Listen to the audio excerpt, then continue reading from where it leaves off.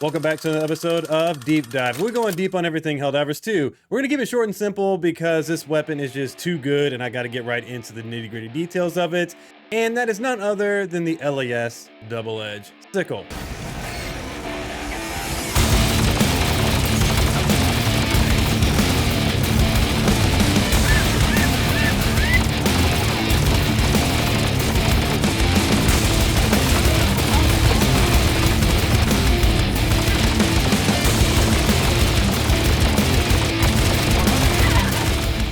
This weapon was introduced in the Servants of Freedom warbond, and just going over aesthetics first, this is basically the big brother to the LAS Sickle, and it's very nice overall because it has a little heat bar when you're aiming down sight to be able to track the heating mechanic, as well as in general it looks really cool when it's lit up and actually smoking and all those various things like that. So aesthetically, this weapon is very pleasing. So going over the general gun stats for this weapon, there are some sighting adjustments for this weapon. However, there are no changes to the fire rate, nor do you get a flashlight or anything like that. There's a weird height over bore issue with this weapon, and I'm not sure if this is just with the sighting issues or if it's just the fact that this weapon is like this, but if you are aiming for something's head, you need to aim slightly below that, like towards the throat, chest area, to be able to consistently hit its head, but it's so minor and it's only when you're aiming down sight that it's not that big of a deal. So the damage for this weapon is 55, the fire rate limit is 15 seconds, the recoil is 2, the fire rate is 700 rounds per second, the ammo capacity is unlimited, will fully cool down at overheat, which is very unique for the laser weapon category. The backup magazines are 2 extra heat sinks or 3 with the siege ready armor passive, and the armor penetration is light armor penetration. However, this is pretty deceiving because at 15% overheat, you switch to medium armor penetration, which is more likely going to be where you sit pretty consistently. So giving you a brief overview of how this weapon works, it is literally a laser weapon. It sounds like a stormtrooper gun. It sounds really nice. I enjoy the way this thing feels. It is a very cool overall laser weapon. Unlike its other laser counterparts, this thing, when it overheats, does not require you to swap out the heat sinks, which is very unique. You can actually just shoot this thing until you want. It starts hurting you. So that's one of the other side effects, is that you do get burned by this thing because it is very hot when you're holding it, and eventually if you overheat it, you will catch on fire. So that's something to keep in mind. But the main thing about this weapon is that, and one of the most unique things about this weapon, is that it is a true unlimited weapon, meaning unless you absolutely want to, you don't have to swap out the heat sinks. You can literally fire this thing until it overheats, let it cool down, and then start firing it again or pick it up anywhere in between. Is very nice for that reason. So the important thing you're looking for when you're wanting to know if this thing is overheated and actually switching to medium armor penetration is right at about 15% of that little heat bar. You're going to see it fill to 15%, and then the medium armor penetration will kick in. But up until that point, you're going to be doing light armor, and you can see this as evidence because when you're shooting something like a hive guard on his faceplate before it's overheated, it will be bouncing off. But the moment you hit that 15% threshold, you'll start penetrating through the hive guard thing. Like I said, you won't notice this because it's going to switch into medium mode so quickly, but it is something to keep in mind. So just like the regular Sickle, and unlike other laser weapons, prolonged damage does not catch enemies on fire, which I think is a little unfortunate, but at the same time, this thing would be completely overpowered if it was catching enemies on fire, so I do understand that. Just to give you an overall catch-all of how the heating element works, you're going to start off with its base damage, meaning light armor and 55 damage. Once you hit that 15% threshold, you're going to start doing medium armor penetration. You're going to also start increasing in damage slowly over time. This is not a massive increase, but this will increase over damage.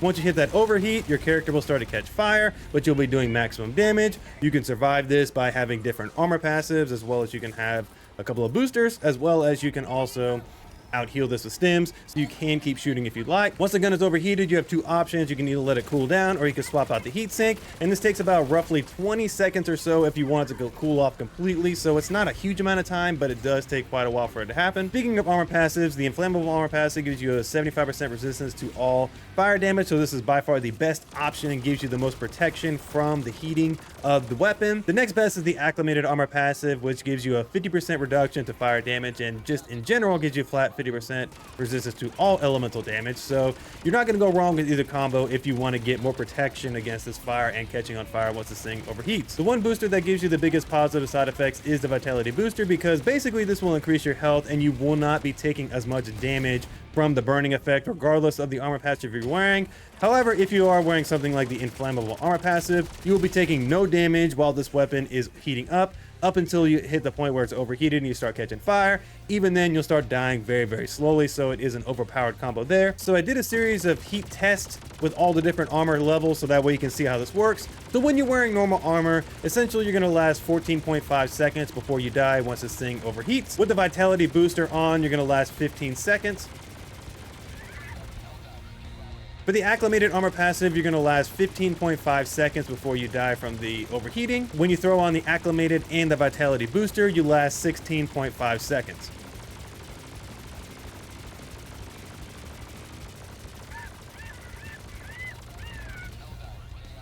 And as for the inflammable armor passive, you last 18.5 seconds roughly before you die from the overheat. And then if you throw on vitality booster with the flammable armor, you will last an insane 20 seconds before you actually die from the overheat.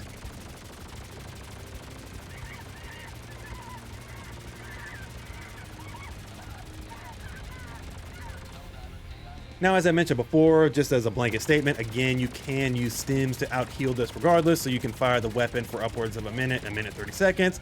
Absolutely ridiculous. But personally, I feel like the acclimated armor passive is the perfect pairing with this weapon because inflammable feels like a bit too much and you feel like you're kind of not having enough protection against everything else, but acclimated is great because you get protection against everything, which is nice. So you're not dying too fast. You pair this with vitality. It's a very good combo overall, but if you want to be basically unkillable shooting this weapon, you want to be using the inflammable armor passive with vitality because you will take literally 0 damage. Now we're going to jump into how the LAS double-edged sickle performs against the various factions. So against the bugs, the unarmored and light armored units, basically the pouncers, the scavengers, the hunters, the warriors, the shriekers, bile spitters, the spewer enemies, the stalkers. This weapon is going to do very well against these units. It takes about 1 to 4 shots to kill most of them, regardless of the heat level. So the spewer sacks, like the little back area, has a huge health pool, so it's going to take quite a few shots for you to destroy those. As well as the stalkers have the largest health pool of any of these units, so it's definitely going to take you quite a few more shots to kill them. But again, because they are unarmored and light armor, you're going to be able to chew through these guys pretty easily with this weapon. As for the medium armored units, we only have one of them, and that is the Hive Guard. So once you hit that 15% threshold, like I mentioned multiple times, you punch right through that armor no problem, and you'll be eviscerating these Hive Guards in 1 to 4 bullets. It's really, really insane, actually. But now jumping into the heavier armored units, meaning the Bile Titans and the Chargers, you cannot punch through their armor plating with this weapon, obviously, because this is a primary weapon, and medium armor penetration does not punch through these. However, if you were to shoot the Chargers in the butt, for example, it's going to take a lot of bullets, and I can't stress that enough, even if it's overheated, to destroy these. As well as it's the same thing with the Bile Titans. If you shoot them in the butt, it's going to take quite a few shots to do that. So once an Impaler actually burrows its head and exposes its fleshy spot, you can actually kill them very quickly. And as a side note, for any of the Bile Titans and Chargers, essentially when they have a fleshy spot exposed, you can shoot them with the Sickle and it will do a lot of damage to them. But again, it's going to take quite a few shots to kill them. With the Impalers, it actually kills them pretty quickly. So you can destroy 2 objectives with this weapon, and they are the Spore Towers and the Shrieker Towers. Now, it's not super efficient. However, it will work decently well, meaning you can just shoot at them and they will die eventually. I really do think that this is great to like pair some sort of light anti-tank, shoot them, and then take them out with some gunfire. It will work very well overall. So as for my thoughts on how this weapon performs on level 10 dives versus the bugs, essentially I think it performs extremely well. Out of all 3 factions, I think it works the best against the bugs because there are way more lights and unarmored units, and the only medium unit you got to deal with are the Hive Guards. So really all you have to do is bring this weapon and a solid anti-tank option, or a couple of solid anti-tank options, and you'll be good to go. You're going to be mowing through many of the bugs. You don't have to worry about ammo because the double-edged sickle is going to have unlimited ammo if you really balance the heating up mechanic, and plus if you're running the right armor passives, you'll be able to withstand some overheating. Now, that is the one thing I will say, is that running regular armor with this weapon is a bit of a mistake. I would say you need to at least run the acclimated armor passive because you're going to be shooting this weapon a lot more than you would think, because there's going to be moments on level 10 where you're overwhelmed by bugs. And the last thing you want to be worried about is trying to multitask between stimming and balancing the overheat. Your gun's overheated, you got to swap the heatsink out. So running the acclimated armor passive, even with the vitality booster, is going to give you a big edge against the bugs. So in general, overall, this weapon performed extremely well against the bugs, and I really enjoyed it. So after the build I used centered around this weapon, essentially I was running the double-edged sickle, the grenade pistol, the thermite grenade to help with anti-tank. Once again, I mentioned the acclimated passive, but you can also use the inflammable passive if you want a little bit more protection. The Quasar was our anti-tank option. The Dog Breath Backpack was extremely good with this build, and I really enjoyed it with this weapon. The Napalm Barrage was our nuclear option, and the Rocket Sentry was a little cherry on top to help us with some of the anti-tank and some of the cannon fodder. So after they had this weapon perform against the Illuminates, I was actually surprised because against the unarmored and light armored units, meaning the Voteless and the Watchers, really easy to kill these things. They died in 1 to 3 shots, no problem, so those aren't really any worry with this weapon. But against the medium armored units, meaning the Overseers, it did take a little bit more ammo than I would like, because with the flying Overseers, meaning the elevated Overseers, they were moving around too much, and because of the weird hitbox of the Overseers, meaning that their head has more the health pool and more protection, meaning it has medium armor penetration. You are able to do some decent damage to that, but because they're flying around and the weapon has a little bit of a bounce to it, it wasn't as easy to kill them as I would like, because the best way to kill those guys is shooting the backpack. But again, if you're shooting them head on in the chest, it will kill them in a decent amount of time, but it wasn't great. And it's the same thing for the ground Overseers, because once they pop up that shield, it's going to take you more ammo than you would like, and blah, blah, blah. It's just kind of like that same story, meaning that this weapon can kill them decently well, but I felt like I was having to focus fire them so much that I would get overwhelmed by Voteless or miss a Watcher, or there'll be a Harvester nearby and I'm having these Overseers everywhere. So maybe having some other options to deal with the Overseers or help you with the Overseers is going to be needed here. I guess the heavier units, and I'm classifying them as heavier units, meaning the Harvesters, this weapon actually did incredibly well.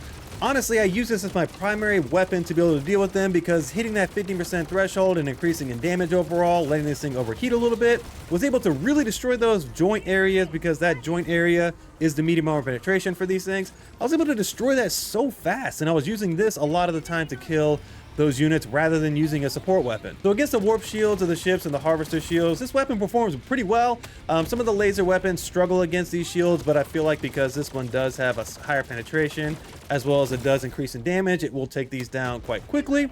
Against the warp shields, it takes a little bit longer, but against those harvester shields, it will absolutely destroy those very quickly. So as for how this weapon performed in a level 10 dive against the Illuminates, honestly, this weapon performed a lot better than I thought it was going to, and I didn't even really use a support weapon or any type of anti-tank. I was just able to deal with the harvesters very easily.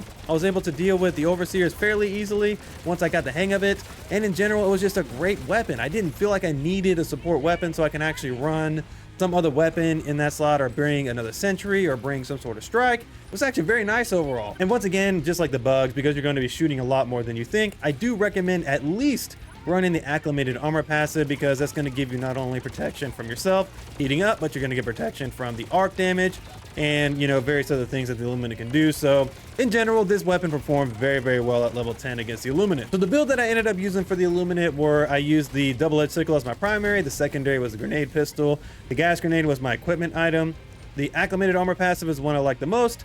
I ended up using the flamethrower, but again, I didn't use it at all. I found out that I didn't need it, so I probably swapped this out with something else, but you can bring it as a just in case. I used the regular guard dog because this thing is absolutely incredible at dealing with the Overseers, so this really helped out a lot with being able to take out those enemies I was missing. Used the machine gun sentry because it was quick cooldown, and I used the autocannon sentry because it's a great peanut butter and jelly combo with the machine gun sentry to give you that anti-tank option. So jumping over to the bots, the unarmored and light armored units, meaning the troopers and the berserkers, they killed them. This weapon kills them fairly easily in 1 to 3 shots. The troopers are no problem. However, the berserkers, depending on where you're shooting, can be a bit of a problem, but if you focus fire their neck and their chest area, the bullets will naturally bounce their head and kill them very quickly.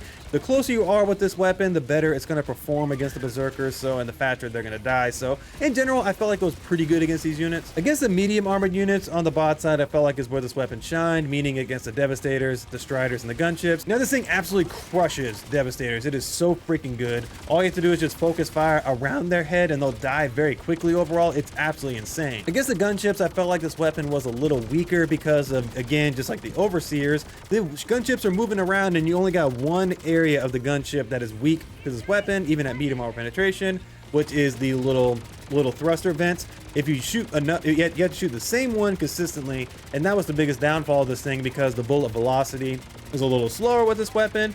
So it didn't quite always hit those vents like I would like, so it would take a little longer. So in my opinion, you need to bring something else to be able to deal with these gunships very quickly. And then lastly, against the Strider enemies, I felt like this thing was absolutely a machine. They didn't last very long at all. You shoot them in the legs or right in their little stomach area, and they're gonna die so freaking fast. This thing was very, very good. So again, against the medium armor units, I felt like that this thing was absolutely a beast. So against the heavier armor units, meaning the Hulks, the tanks, the defense towers, and the factory Striders, obviously this thing is not going to perform well against the factory Striders. Now, you can do damage to a couple of areas, but more specifically the lower guns, but it's not very useful. You're focus firing this thing and it's not going to die very quickly, so you're better just to do with anti-tank, which is pretty much common sense. Now against the Hulks, the tank variants, and the defense towers, this actually performs very well against the vents. Now, front on, this is not going to do any damage to the front plating of any of these units. However, if you use stun grenades, get behind them, get a sneak attack going on, it will absolutely eviscerate the vents on these units. So this thing is very, very good overall against those if you get the jump. But again,